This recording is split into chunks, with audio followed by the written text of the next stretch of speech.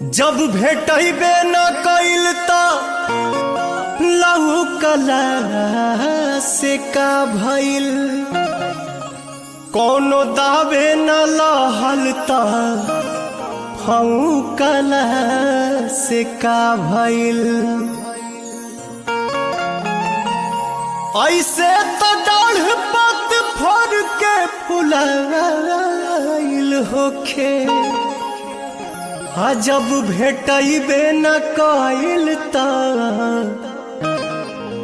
छौकला से का भइल।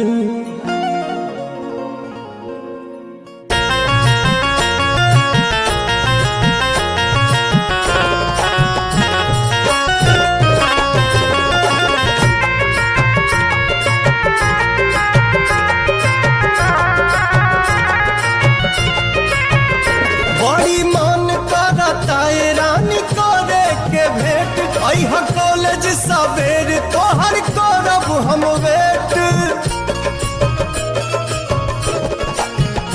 बड़ी मन करता ये रानी करे के भेंट। अह कॉलेज सवेर तोहर करब हम वेट, जवन भइल रहे गलती न फेर होई हो। मुहवा ओढ़नी से बांध के नई हो ये जान न त चिन्हे में देर होई हो। ओढ़नी से बांध के नई हो ये जान न त चिन्हे में देर होई हो।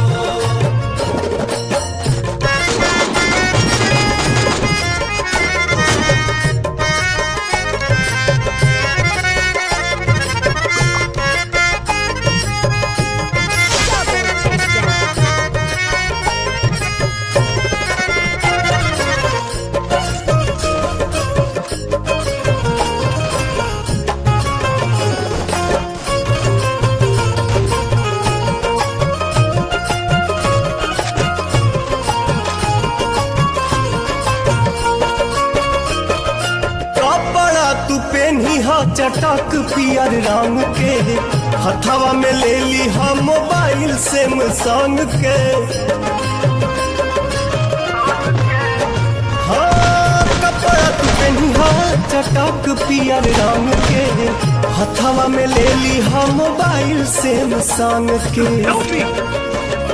कॉल करी हम तेरी बात ढेर होई हो।